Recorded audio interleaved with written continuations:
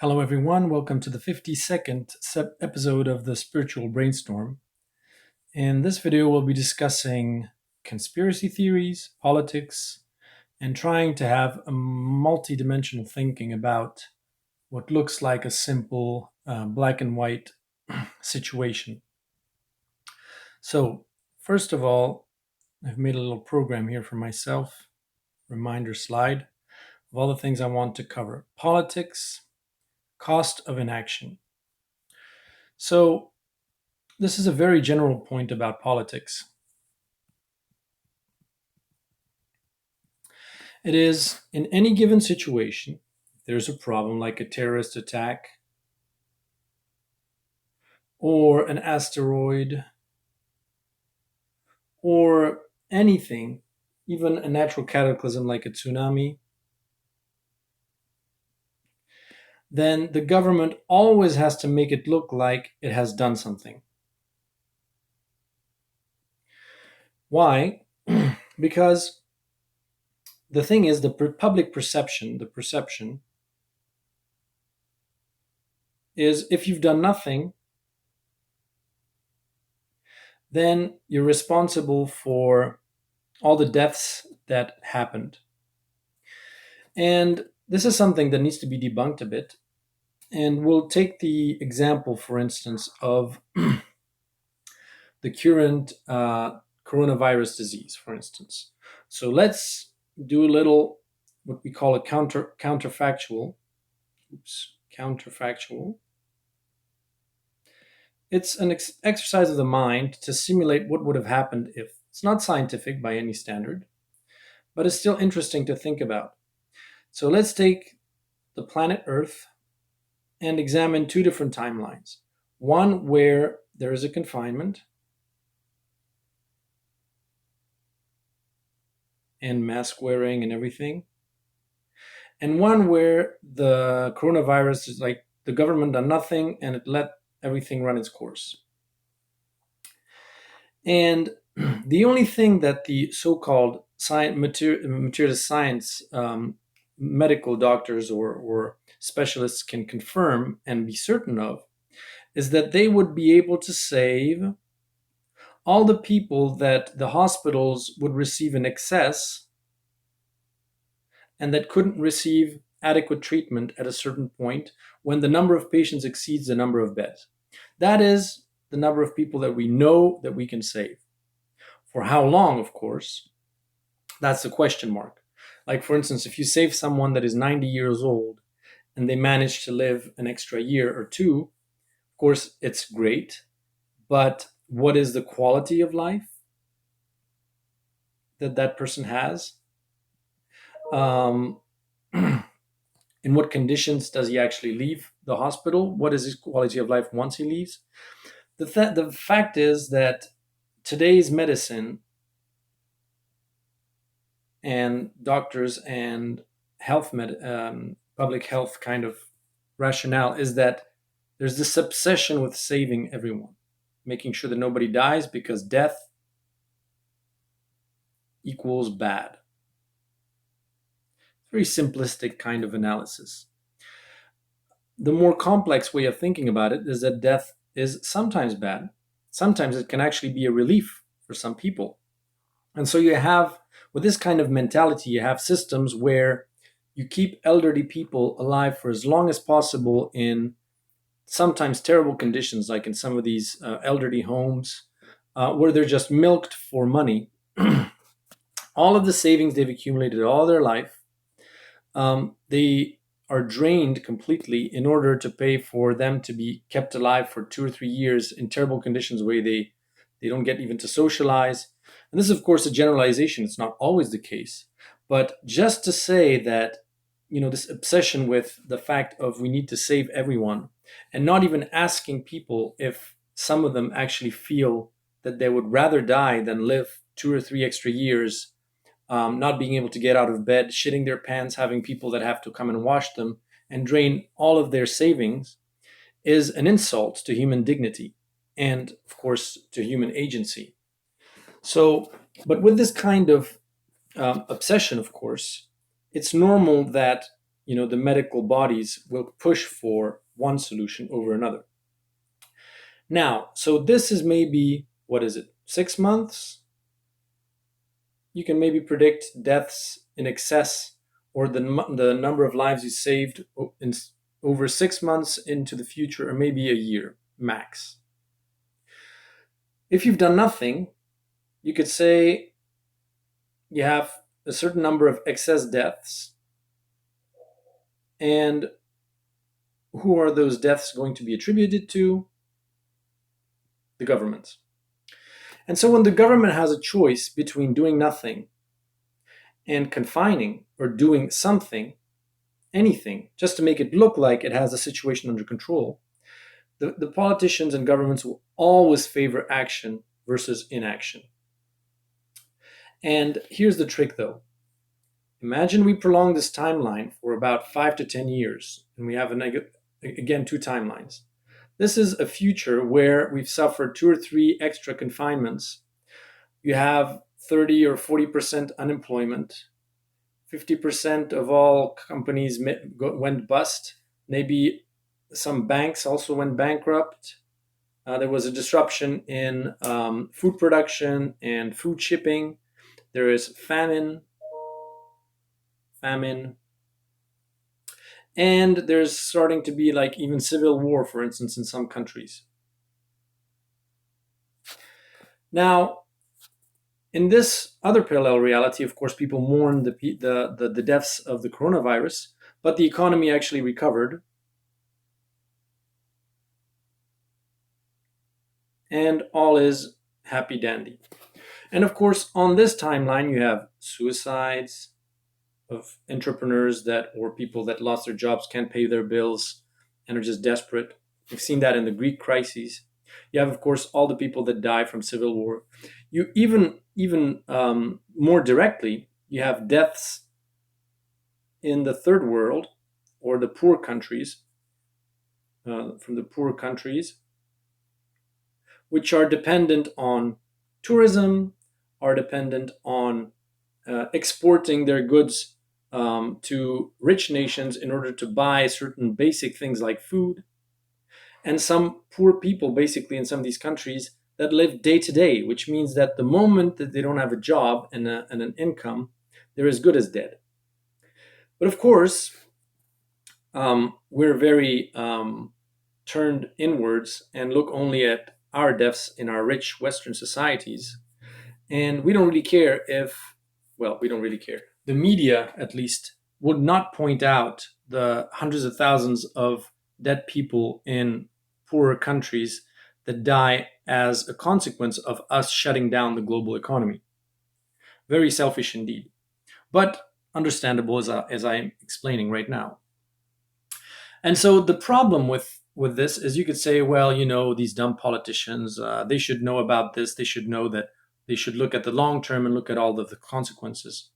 But politicians' main job is elections, because it's their job. Basically, being elected and being politicians is their job. And if they're not reelected, it's as if they were fired, basically, from their job. So they want to keep their job. So they're focused on re-election and popularity. Now, you see, the problem with this model is that neither I nor anyone can prove that either of these scenarios is true. Like I said, the only thing that you know for certain are the few lives that you can save in excess, that you don't have hospital beds for. That's the only thing that you can know for sure. Maybe in this scenario, by some miracle, which I don't really understand, actually there are none of these deaths by suicide, or none of these deaths in poor countries. Maybe these poor people went into the forests and started eating some comestible plants, and none of them died, of course, in a virtual world, which I totally don't believe in. But who knows? Let's assume that actually this timeline is more like this, and everything is happy dandy anyways. The thing is, when confronted by the media, the politicians will never be able to prove that they've done all it takes, and actually this was the right course of action. It's impossible. And that's why in any scenario with for instance, threats like pandemics and stuff. And we've seen it with the H1N1 um, vaccine buying by governments, that it's best for governments to just buy a vaccine, even if it costs them billions, even if it's useless, than to be caught without a vaccine and this turning into a pandemic, and then everybody accusing the governments of being irresponsible and and um, and blaming the deaths on governments' inaction. So that's the first thing. So governments basically, the fact that we were confined and that they chose this whole strategy is very predictable. And it couldn't be any other way, not for objective, truthful, or any kind of other reasons like medical or public health reasons, but for political reasons. And of course, nobody will admit to this, that basically they're completely blind as to the best course of action into the future. Nobody will admit to this, and everybody will pretend that they do actually have a crystal ball and that they know that this is the best course of action, because politicians cannot be seen as people that are indecisive and have no idea what they're doing. Again, it's all about appearances more than about truth or the best course of action in a kind of idealistic scenario. Now, what would be my ideal? Because everybody's saying, okay, you're criticizing. What would you have recommended? Well, public debate, open public debate between several specialists, not just people that are specialized in viral diseases, for instance, because that's the problem of specialization, basically, is that you're basically blind when you're a specialist. If you ask a person that is specialized in viral diseases how he sees the end of the world, he'll say by a global pandemic. If you ask somebody that's specialized in AI, by the end of the world will of course be a singularity which takes over humanity. If you ask a specialist in nuclear weapons how he sees the end of the world, nuclear apocalypse. It's the problem of specialization, basically, is that it skews your worldview and you only see your specialty. You don't see anything else.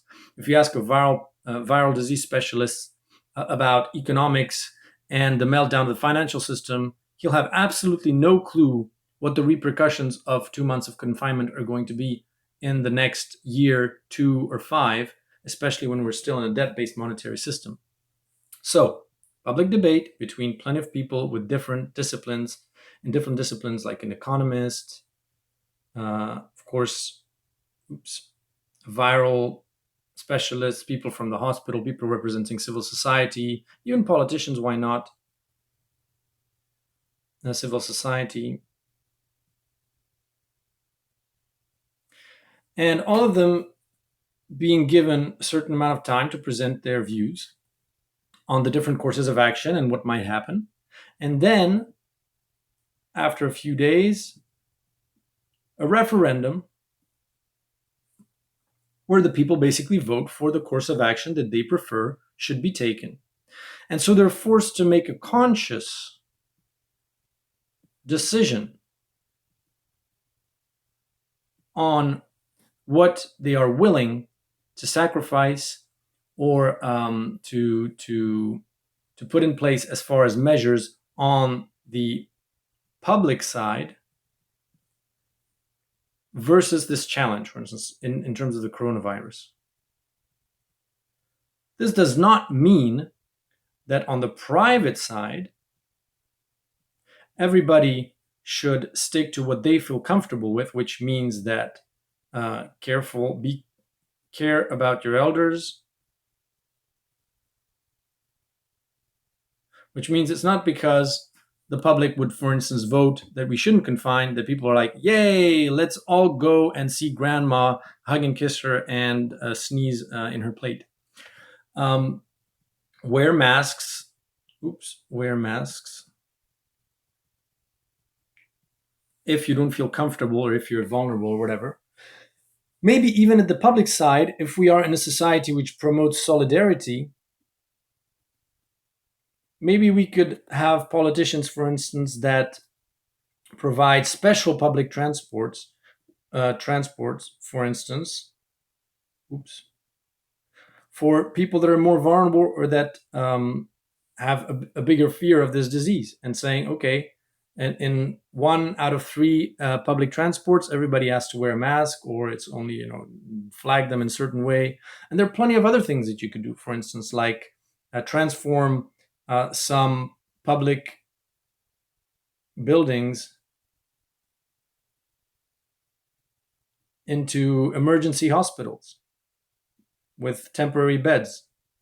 But none of these measures, of course, would ever be on the table because of this phenomenon right here, where it's only about the perception in the eyes of the public. So that would be my ideal way of how to do it. But of course, this is something that I'm really uneasy with, is that I have to recognize that on a higher level, we have already consciously voted that we delegate our power to these politicians.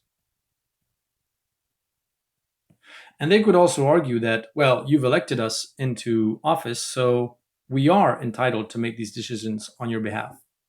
The problem is there's not a single political tract or party program where it says, little asterisk, in case of COVID, of a pandemic, this is what we intend to do. So there is no actual, they don't really have a legitimacy in carrying out these actions, because we never voted for it. We had no idea what the politicians would actually come up with as a solution.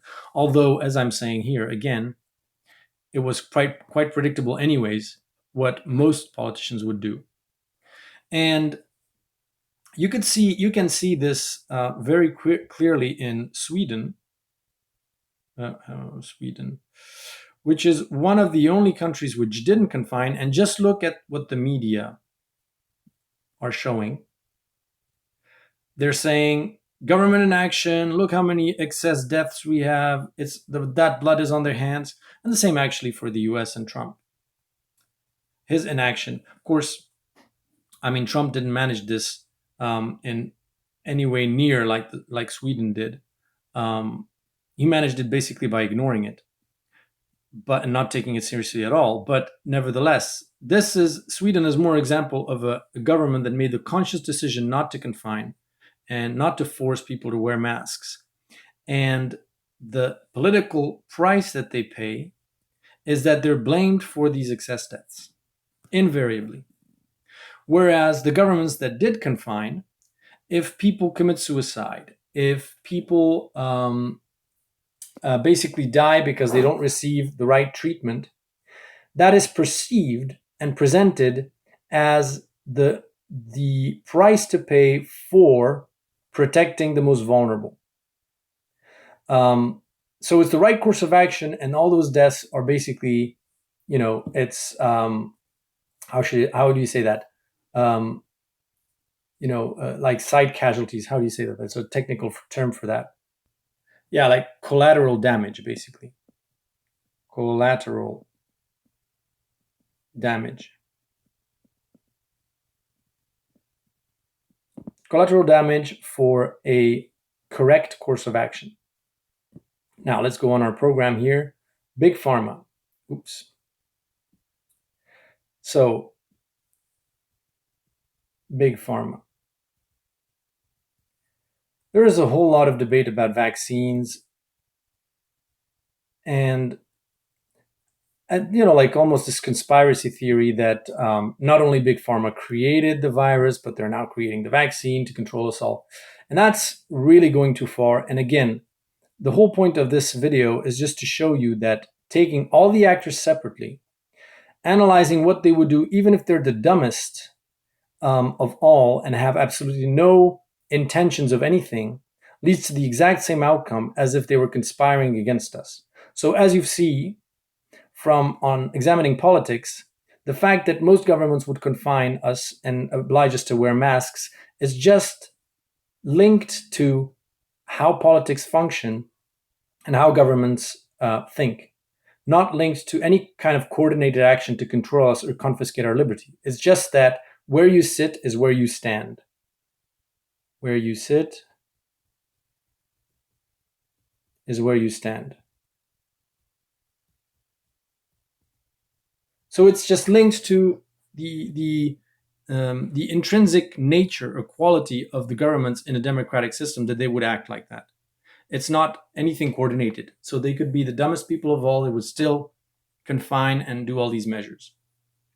So let's go back to vaccines and big pharma.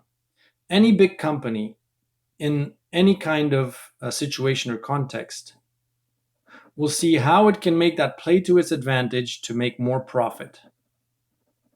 And that's just the way capitalism functions. If you see an opportunity for a profit, you're going to do it. And you have to balance that profit against ethics a bit and public perception, like outrage or scandals. And you try to navigate that and make sure that the outrage and the scandals, you try to minimize those, look like you're doing something ethical, or at least not being in the spotlight for doing something, caught red-handed doing something unethical, and nevertheless maximize your profits. So, for instance, in the event of a tsunami, it's been well documented that many companies do what's called price gouging.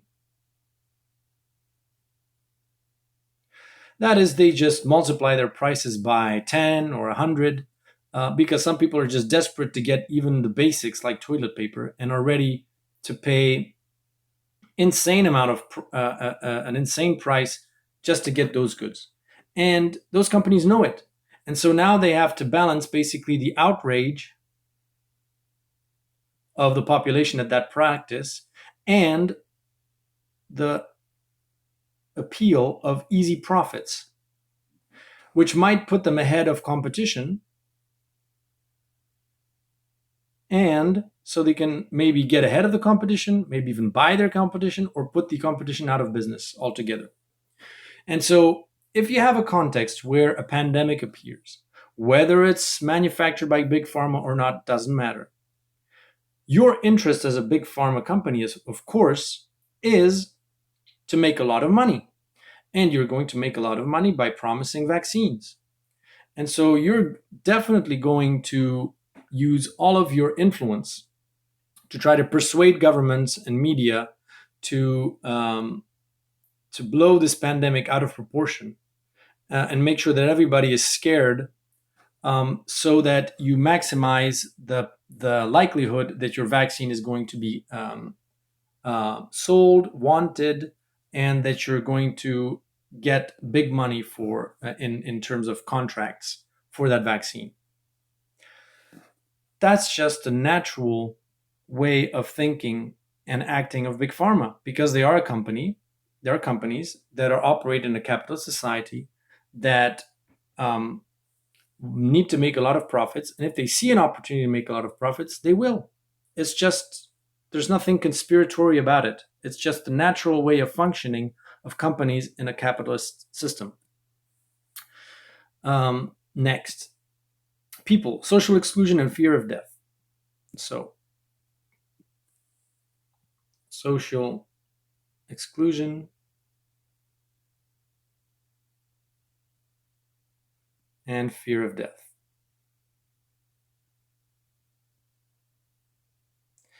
So,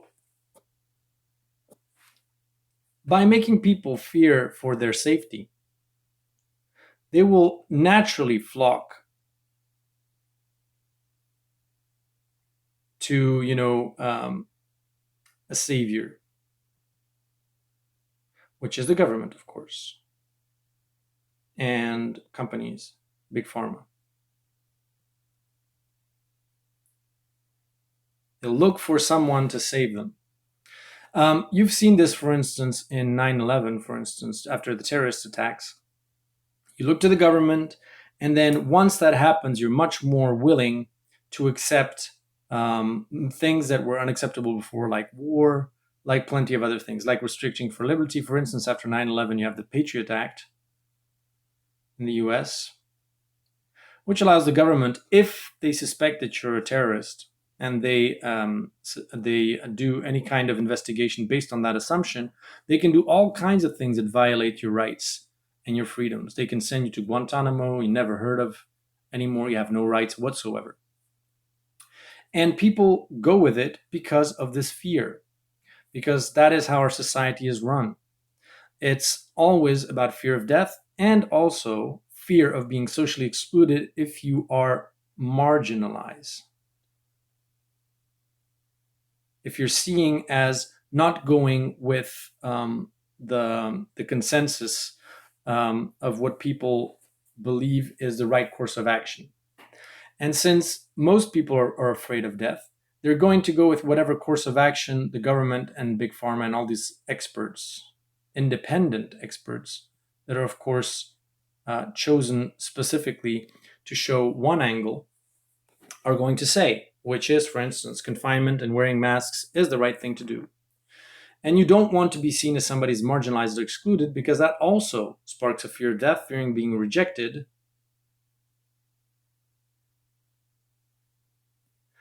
Fear of being rejected from a social group.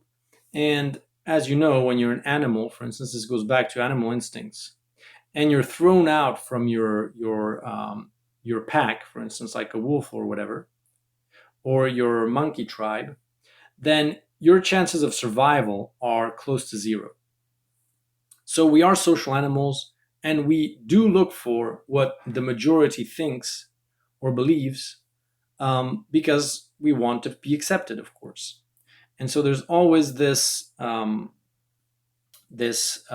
dichotomy or tension between individuality and being an individual and belonging to a group.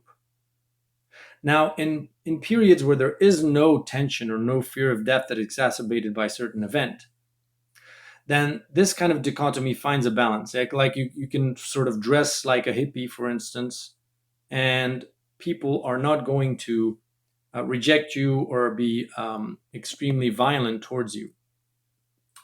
But in times where there is this fear of death and there's this big kind of events going on, like for instance 9/11, if you are a pacifist, for instance, and don't like war, right after 9/11 may not be the right time to go out in the street and say peace and love, guys, look, there are brothers as well, blah blah blah. You kind of have to lay quiet for a while, because there is a sort of this kind of shock and fear of death, makes people like really, it's like forcing people to take sides, and whoever doesn't picks the wrong side is in big trouble, and there's this fear of death. Now, media. So first of all, there's one thing that we need to debunk quickly, that the media presents the news in a sort of an objective way. Now, of course, this is, you'll roll out your eyes and saying that this is obvious that it's not objective, but you don't really understand what I mean by this. What I mean is, what is the news is every single event that happened in the last 24 hours. And that is, the flight of a mosquito,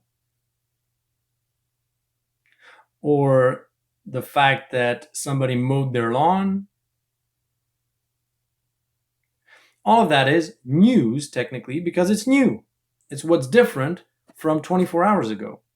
And from all this trillions and trillions and trillions of seemingly unimportant events that happened, you have to filter what is actually deemed news. And that filter depends today mostly on catering to public, let's say, public uh, obsessions, I would say, or addictions, maybe that's a better word. Whatever triggers people most, public triggers.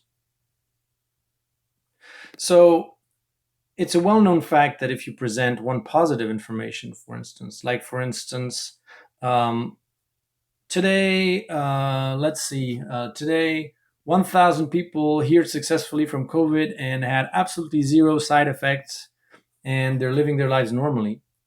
And one negative news, that is, there's this kid that is the kid from the aunt of the uncle of the neighbor of another country in on the moon, which had COVID and died.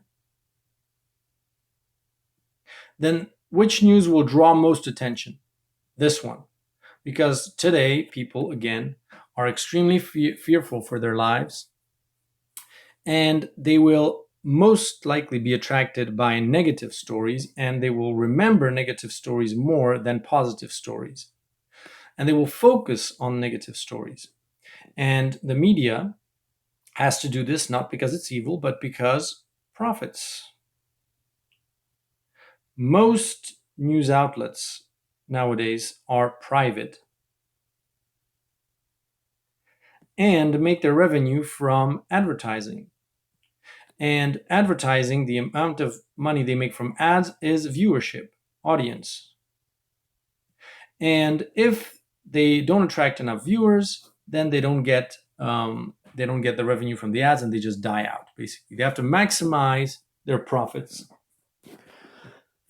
and in order to do that, they kind of know how to attract the attention of people, because it's much easier to attract the attention of people based on emotional or like gut emotional triggers, like whatever makes people angry or scared. Why? Because, for instance, when you're in an animal, for instance, the most important information that is ranked number one is danger, signs of danger. Like if you're an animal, for instance, a chimp or whatever, and one chimp emits the sound of "I'm grooming your best friend" or something, and another chimp says, um, "Careful, there's a leopard in the trees." Which signal are you going to give priority to? That which signals danger, of course. And so it's really going back to our animal instincts almost, that the media basically present the worst kind of news. And that also means that if the government, like in Sweden, for instance, which kind of news do you think the media will relay? Like that the government is a murderer that is responsible for all these excess deaths, and all kinds of specialists that are saying how many people died and how horrible it is, and recounting the personal experiences of all those families, how hateful and how sad they are, or a sort of a rational kind of analysis, or like normal analysis of the situation, saying that ultimately it's not as bad, even though we didn't confine, you don't have that many excess deaths compared to neighbors which had a very, very strict confinement and all those things. Which kind of analysis do you think will be most read? And so even the media makes it impossible for governments to really think, like really outside the box and in a neutral kind of way, what is the best course of action, which even reinforces their tendencies to make it look like they're doing something, and especially doing this action, especially any kind of action that makes them look like they are not responsible. Invariably.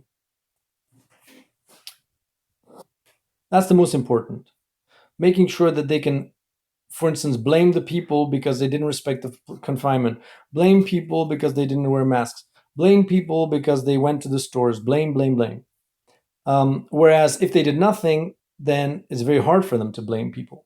So they need to protect their own interests. And now the last part is conspiracy. intentionality versus finality. So, what do I mean by that? Intention, yes, finality. What I mean by this is that the problem with conspiracy theorists is that they think that all of the points that I've raised above is a coordinated or planned kind of scheme where the governments are in collusion with the media, with the big pharma, with the richest and ultra rich, and all of them get in kind of a room and they all plan to enslave all of humanity and control us and and take away our freedom. Now, it's remarkable that basically that narrative is just a mirror of the other side. That is, again, it's about triggering fear of death, um, to convince people to just do the opposite of what the other camp is doing. Um, Whereas what I've shown is that while the finality may be the same, that is, we might still be indeed controlled and enslaved, it is not because of a coordinated planned action. It is just because of the way that each actor kind of acts rationally in a certain environment, given the context, given the fact that we're in capitalism, given the fact of how the media operate, given the fact of how governments operate. All of that leads to the same end result, but with none of the evil intentions. It's just the way the actors behave. Now, one kind of funny metaphor is, for instance, if you have a teen that goes to a binge, that goes to a party, and you see him start drinking with his friends as a father, and then you're thinking, oh my God, the evil little twat. He plans on getting so drunk to vomit on the back seat of my car when I have to go and pick him up at 3 o'clock just to get revenge because I don't know, forbid him from using his smartphone or whatever last week. That is giving an intention to someone, in this case your teenager, of carefully planning the fact of getting totally drunk and then intentionally vomiting on your car seat. Whereas you might see that as a predictable outcome from your perspective as a parent because you've done it yourself. Maybe when you were a teen, you've got drunk and everything. But you think that it's an intentional thing when actually it might be, the teen might be completely oblivious. He's just maybe having fun with his friends, has no idea of what he's doing. He's just acting, completely normal for his age and getting, drunk with his friends, being um, just naturally.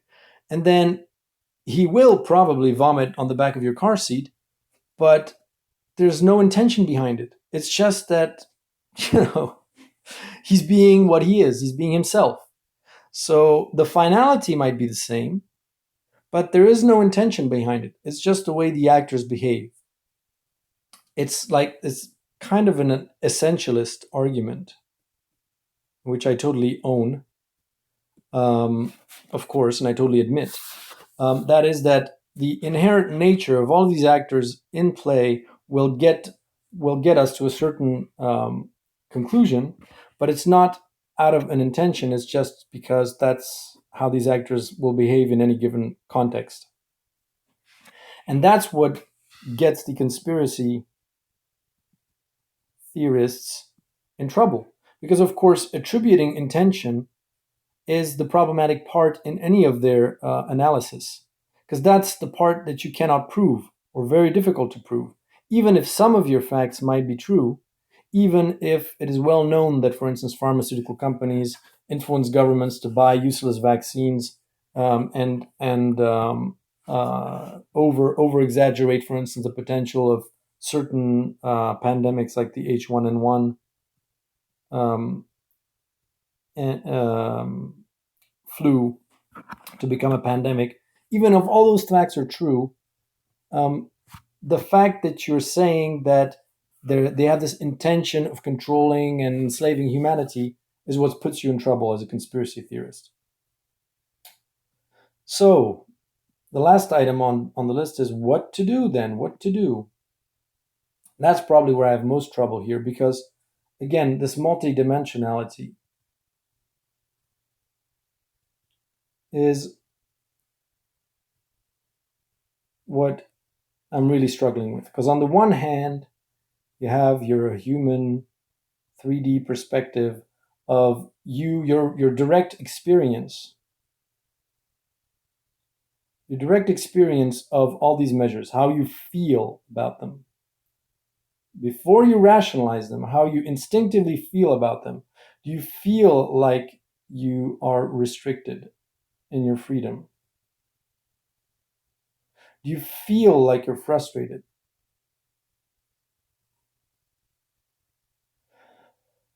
And I mean, I'm full of some of these feelings. For instance, I feel really powerless in this, and I feel like I'm alone, basically alone, in having this analysis of the situation. And I feel disappointment, also disappointment that we cannot just, take that do what I've suggested. Basically, do this kind of public debate of plenty of their various opinions and have people just consciously choose which course of action they prefer, and then having this balance between private freedom and public initiatives. I'm really frustrated, disappointed. I feel powerless. So all of these feelings are real, and at the same time, you may have the knowledge, because this is, of course, a channel about spirituality, or the intuition that this is something much bigger at play. Of course, I'm comparing these crises, whether the COVID or the financial meltdown, collapse, as the mirror reflection of contractions during birth, and the number of contractions that are necessary during birth are linked to the resistance of the baby, for instance. Just so there's no more nor less than what is necessary. And there is no judgment in, like, if you take a higher perspective as a gynecologist or a nurse that looks at a mother giving birth, you're not saying, oh, you're having too many contractions or you're having too few. You're having the exact amount that are necessary for a certain outcome, which is birth. And so, while I intellectually understand that and accept that, I nevertheless feel frustrated that it cannot be more smooth. It cannot be more like, do we really need all these crises one after another? How come people don't wake up to this reality a little bit quicker? Do we need to live it in a cataclysmic kind of way? Can't we live it in a kind of a smooth, a nice transition? And so it's also this knowledge, the intuition that maybe from the perspective of the collective, this is what most people still need to experience in order to wake up to a higher reality, a higher truth of what's happening, and to actually have the um, the strength or the willingness to fight for their freedom, or to be ready to shift away from the current financial system, the current way of doing government, the current way they think about society, about job, about education, about everything. Like, really, that they need to actually be disappointed in the system to a point of no return before they're ready to change.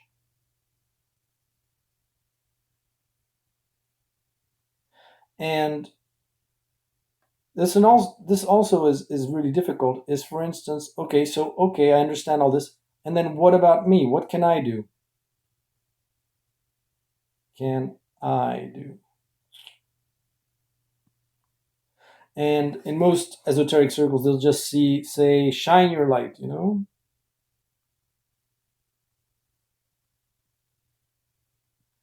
And that's actually quite a good recommendation. Ideally, you should just be able to demonstrate with your actions what the change actually looks like by giving the example, like living in harmony with your surroundings, being kind to people, um, not giving into fear, showing how much you are kind of unaffected by the whole situation, and people will be drawn to you, saying, "Wow, how can this person be so calm and so lively while we're experiencing all of this? There must be something to it." And even without talking to them, you might lighten up their spirits or have a sort of an impact. But from from the conditioned mind of a Westerner, you feel like that's not enough. You feel like you're not even doing anything by doing that, even though that's maybe the best thing you can do. And so it's really, really difficult to balance everything, acknowledge all of your feelings, acknowledge what you're actually feeling, and not put a lid on all of that, because that is the trap that some of you may fall into, that I also fell into, is pretending for months, for instance, during the confinement, saying, "Oh, this is wonderful, this is all going as planned, and this is the contractions, and we're being born to another dimension, and blah, blah, blah, blah, blah." And not realizing that you are not the global organism of humanity. You are one cell, one human in there. And if you ignore your own inner feelings, intuitions, and emotions, they will come back and catch up with you big time.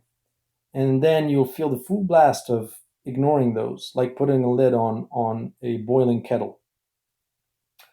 And you might explode at some point.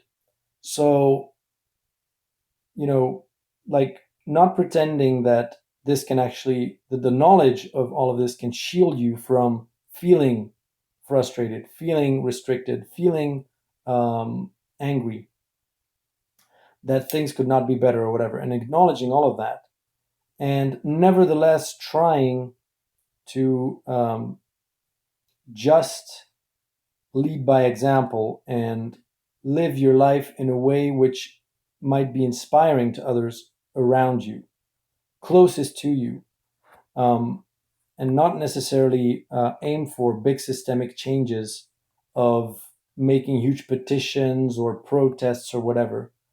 And that's even I'm extremely struggling with this, because I am in a position where I can lobby for big systemic recommendations, and I kind of know intuitively that the right ideas will land in the right ears at the right time. So, for instance, if I were to go 1,000 years ago in the middle of the Middle Ages and try to spread the idea of democracy, and that time, I would probably be burned at the stakes, because I'd be going against, the lords of the time, the aristocracy, and I would be talking nonsense and blah blah blah. So having the humility to acknowledge that ultimately, um, it's also about using this intuition and knowledge to know what to say at the right time, and know what is an abstract ideal,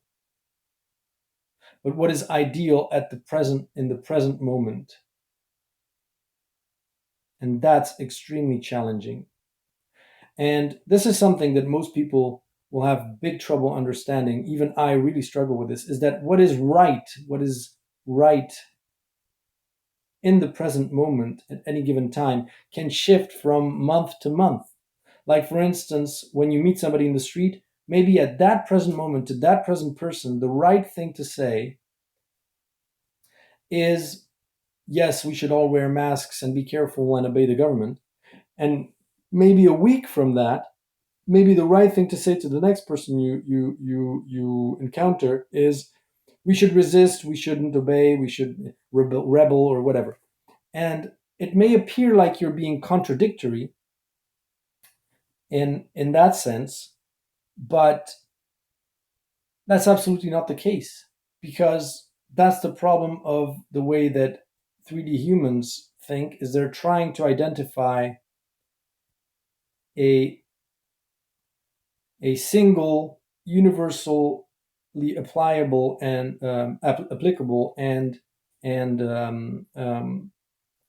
you know in, like impermanent truth that is true all the time, so that they're reassured. When this also evolves, just like everything in the universe, and that's so difficult to admit as a human in our 3D bodies. Like, we really want to discover this truth and then abide by it, and thereby we evacuate choice and responsibility for that choice. Responsibility. Because if you find a universal truth, like for instance, let's say confinement was the best course of action, and that's validated by empirical whatever arguments, bogus arguments, as I've said before, but still, nevertheless, you can say that from some perspectives of some people, it is the truth.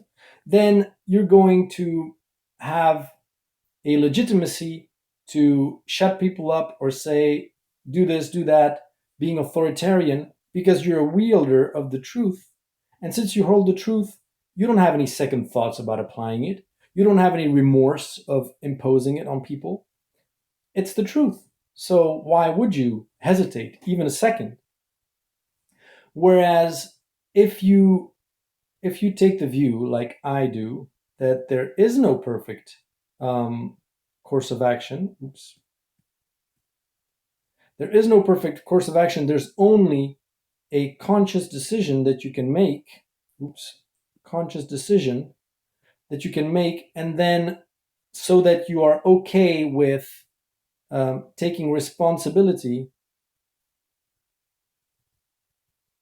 with living with the consequences of your choice, with nobody else to blame but yourself. That is extremely difficult to do, even for most of us on a personal level. Like, I'm not necessarily. I don't think that I'm perfect in that respect. We all try to hide behind universal truths because they're just so. It's just so seductive. It's just so seductive because, again, then you can pretend that there is one right course of action, and you evacuate responsibility, you evacuate choice. And you can say, I didn't have a choice. It's the truth. So I cannot act contrary to what's true. And therefore, you can act like a robot, basically. And you can deny the fact that, you can ignore the fact that, for instance, people in the third world are going to die, or in poorer countries are going to die. You can ignore the fact that people commit suicide, and you can just say, wipe that with a gesture of your hands. Collateral damage, collateral damage for the truth, the right course of action. So, yeah, I guess you can sense how much I'm frustrated at all of this. And at the same time as I'm frustrated, I also know that it's all part of the plan, and that it is the necessary collective experience for the evolutionary path that we've chosen as humanity. And those might seem incompatible, but that's what makes this multidimensional thinking possible, is that you acknowledge that you might have two or three levels of understanding of the same situation, and all of them coexist within you, and you have no problem in accepting that, and in having all of those dimensions live within you, and coexist within you, rather than trying to identify which one is the right one, which one is the right level to read what is happening to us right now. It's not because you know that this is what's necessary for the collective that you shouldn't feel frustrated with your government, or vice versa. And I think that's the whole idea of integration. Becoming an integral being which is capable of reading a situation in a multi-layered fashion and not ignoring or putting a lid on any of the of the levels of reading any kind of event. So I hope you found this interesting, and talk to you in the next video.